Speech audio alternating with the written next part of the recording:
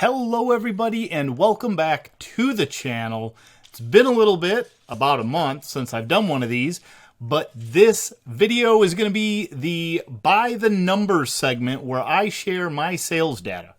Now, if this is your first time here, my name's Dave, and on this channel I like to cover LEGO investing, my Bricklink store, and some general investments. And once a month I make a point to go into my books and really just share with you all the behind the scenes stuff so that you can see how I have done across all of my different platforms. So that's what we're going to be doing today. We are going to be covering the October 2021 sales. As always, we're going to start things off by going through the Bricklink tab first, and that is what you're looking at here. Hopefully I'm tucked away down in the corner well enough that you can see the entire thing. But what we can see is that we have a total of 11 different orders. The orders range from a low of $3.23 to a high, from our good buddy Zach, by the way, of $34.43. My shipping charges are something that ended up being very apparent to me, that they ended up being very low in comparison to the actual shipping cost. I try and put in that little extra in there to cover the packaging materials and to help compensate for some of my PayPal fees. I have, as of the making of this video, gone back into Bricklink and I updated the USPS prices based on the current commercial rates. So if you are one of my customers, you may see a slight increase in the shipping cost, and that's because honestly, after seeing this, there was no such thing as $2.96 shipping anymore. Pretty much the minimum shipping now is right around that $3.79 is what covers me across everywhere. I think $3.33 may have been the lowest, which is pretty much if I'm shipping to somewhere that I could almost hand deliver the item. That might be something that you notice. My cost of goods, just in case you're new here and you don't know how I do that, I calculate cost of goods on my Bricklink store by just doing half of the order total, right? I exclude shipping, which is why you see these items separated out. And I assume that pretty much all the sets and parts that I put into the store, I'm getting roughly a 2x multiplier on that. And that's how I figure out my cost of goods. You can see I've got my Bricklink fees, which totaled $4.27 this month. Shipping fees, $39.83, with my shipping charges of $42.85. Keep in mind, on orders over $15, I did remove the handling fee, and that also brings those things closer together because I did have a few different orders here that did not have that. But that number, that $3 delta there, barely pays for close to my materials, my shipping supplies, let alone the PayPal fees that I have on here. So I do have $11.34 in PayPal fees. Total for the Bricklink store, we made $184.82. That's down here at the bottom. Total cost of goods, $70.99, minus all the other fees and shipping, give us a total profit after everything was said and done, net profit, $58.40. Now I do want to, and I'm going to try and zoom in here and scroll over so that you can see. So I do want to real quick highlight this next section that I started adding last month, the month of September, to the store. And I took a store snapshot today, which is when I'm recording this video, November 13th, 2021. And it pretty close to about a month from the last one. We can see that my new parts ended up reducing by right around 500 total pieces across the store. My number of new lots, right, which are unique item types, ended up going down by around 54. But my used parts, which if you've seen these videos recently, you can tell that I've been making a big push into the used segment. I have added 3,282 parts, which is around 3,250 or so of new used parts. Boy, that's kind of funny to say. Those used parts consist of around 660 lots. So even though our new piece count ended up being reduced by around 500, our total net is about an increase of something close to around 2,700 parts in the store across a lot of different lots, roughly around 600 new lots available. So this is something I'm going to keep up so that we can kind of see how it trends. If there's an additional piece of data that you would like to see against the Bricklink store specifically, let me know in the comment section below, and I will try and add that in next month's snapshot. So next, we're going to go over to the Facebook. And the Facebook one, I realized that last month, during the month of September, I made one small mistake, and that is the Powerpuff Girl set that I sold right at the end of the month. Apparently was actually sold on October 1st, not the last day of September. And therefore, I transitioned that particular set from last month to this month. I haven't sold anything else on Facebook. I actually did have one additional sale, but I had to cancel that. And it's because right after sending my shipment in to Amazon, I ended up getting an order for an item that was in that package. So I had to cancel it because it's in the Amazon warehouse and I couldn't possibly ship that out.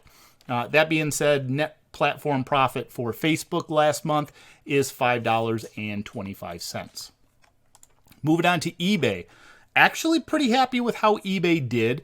I'm kind of excited about what November might be for eBay as well.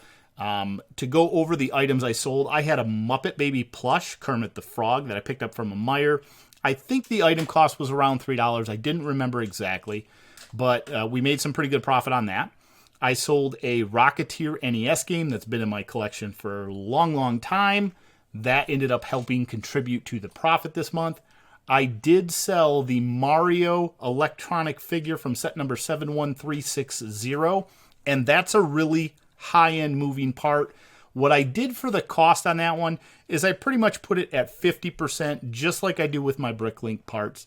So about half of what the sale price is what I factored into the cost. So $21 cost on that. Sold it for $49.29 though after shipping. Pretty happy about that.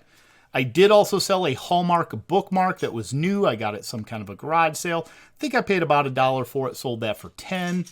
And a Pokemon lunchbox that I picked up from Goodwill, and I couldn't remember the exact cost of this. I think it was pretty close to $5 though. Sold that for $16.50, which gave us a total sales on eBay of $110.22, with a total net platform profit of $43.39. Now, Amazon this month is what I'm the most excited about, and you're going to see a lot more excitement coming up in November, so stay tuned for that. But I had 4 Unikitties that all sold the exact same day, $19.99. Ended up making a good $8.52 net profit on every one of those. Also sold a LEGO 5882 Dino Attack set for $54.99.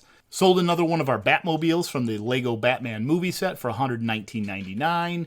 We had another one of the Aaron's Expo set. My supply of those, unfortunately, has pretty much diminished down. I've got one set that's a damaged box that I won't be sending in. That'll go on eBay, but I ended up getting $79.99 for those. We had another one of the Daredevil Planes Lego Creator 3-in-1 set for $39.99.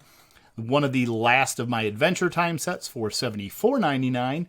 And newsflash, ended up selling a single Martha Stewart paint. I thought I had pulled all of those from my inventory, but apparently I forgot to ask for one of them, and so it sat in the store.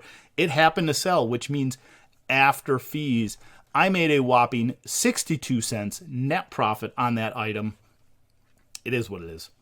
Lastly, I sold 2 of the LEGO Stark Jets, which if you see my recent shipment video, that is kind of the start of the November sales that are to come. Sold those for $94.99 a piece, and they only cost me $35 back when I purchased them. Very excited about that. And this gave me a record month, specifically for Amazon in quite some time, $645.88 in total sales, for a total platform profit of $314.45. Okay, so to round out our totals for the month of October 2021, the sales number, open book, showing you everything behind the scenes, I had a total sales of $955.92. Had total costs of goods of $294.99. Total fees this month were $180.95, with a total shipping cost of $58.50. This gave me a gross profit of $716.47 that I'm not depicting on the screen right now, but you will see right now the total net profit, everything out the door, $421.49, which is pretty good. Now, if I compare that real quick to last month's summary, we did end up getting slightly more sales this month compared to last month of around $10. The total cost of those goods, though, went up by quite a bit, $36 of additional cost of goods this month versus last month. And the total fees this month ended up being higher. That's mainly contributed to last month I sold more used sets, and one very large used set specifically, which added to the low cost of goods, as well as since those used sets are sold on other platforms that have lower fees, this month it was primarily consisting of Amazon fees, which is why we see a total fee cost. However, to compensate for that, because I don't have to ship these items out, my total shipping cost went down by around $37, which pretty much made a wash out of my fees category. However, that does mean that at the end of the day, my net profit was reduced this month by around $28 versus last month, primarily contributed to the increased cost of goods because it was more new sets instead of used sets that I sold. I hope that you enjoyed looking into my accounting books. I'm a big numbers guy. I enjoy doing this. Let me know if there's another figure that you would really like to see me track in these future videos.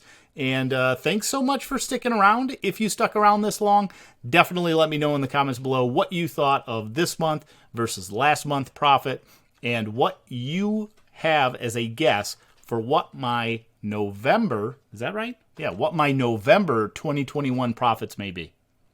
Thank you all so much for watching this video. Looking forward to seeing you all in the next one. Bye.